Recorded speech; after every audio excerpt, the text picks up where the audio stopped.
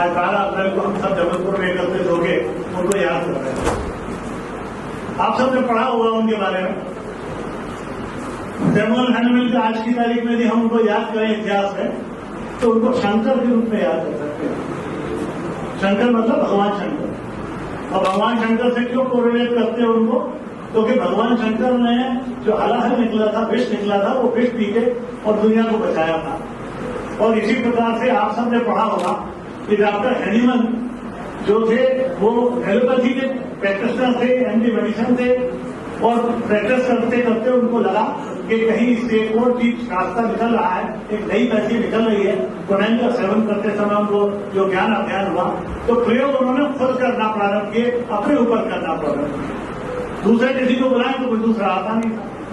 तो उन्होंने एक, आप सबने ध्यान दिया होगा, आपने मालूम होगा कि उन्होंने देखा कि कोनैन का सेवन करो तो मलेरिया ठीक हो जाता है, पर कोनैन की छाल का काढ़ा पियो तो मलेरिया हो जाता है।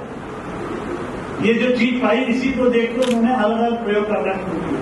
तो शंकर हम उनको इसलिए कहते हैं कि सारा विश्व उन्होंने पिया इस एलोपैथी को जन्म देने के लिए, और इस एलोपैथी को जन्म देके वो पूरे विश्व को धन्य करके चले गए, और आज आप सबको भी धन्य करके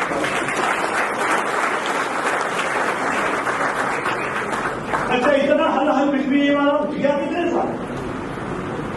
किसी को याद है कब पैदा हुए और कब मरे? 70 साल उनको कहीं न कहीं दवाओं में ये लाभ भी पहुंचाया कि वो जीवन भी लंबा जी के गए, और यशस्वी जीवन इतना कि आज भी वो बड़े नहीं है। आज जिस पैसी का सम्मान बढ़ा रहे हैं, वो पैसी का सम्मान बढ़ाना आपके अपने हाथों में है। और आज आपको जिनको सम्मानित किया, ये उनको सम्मानित किया है जो आपकी पैसी को सम्मानित कर रहे हैं। और आपकी पैसी को कैसे सम्मानित कर रहे हैं? क्योंकि अपनी पैसी से जुड़े हुए हैं, वो अपनी पैसी की विशेषता को स्थापित किए हुए हैं, और लोगों को इस बात को मनवा के छोड़ते हैं कि नहीं, हमारी पैसी में सारे इलाज हुए हैं।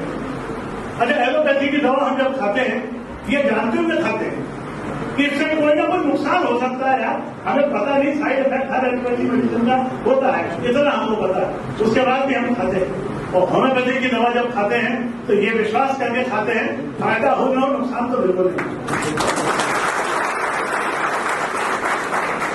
पर इस फायदे और नुकसान के बीच के अंतर को पाटने के लिए ही जरूरी है, जो बघेल साहब ने कहा कि इंटरपैथी हमको रिसर्च करने की जरूरत है। रिसर्च तो इंटरपैथी की जरूरत क्या है? रिसर्च आपकी पैथी में भी जरूरत है।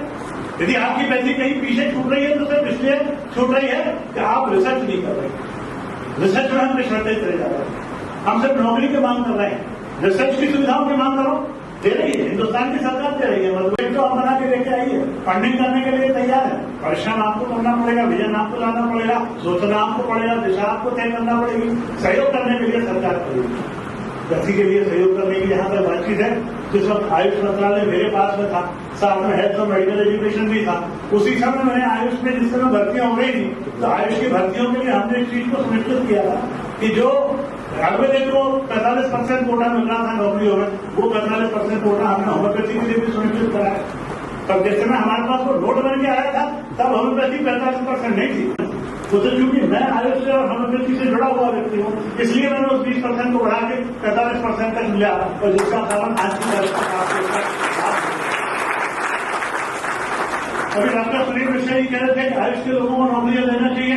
आप जाके देख लीजिए, जबलपुर के विक्टोरिया अस्पताल में जगह होता है।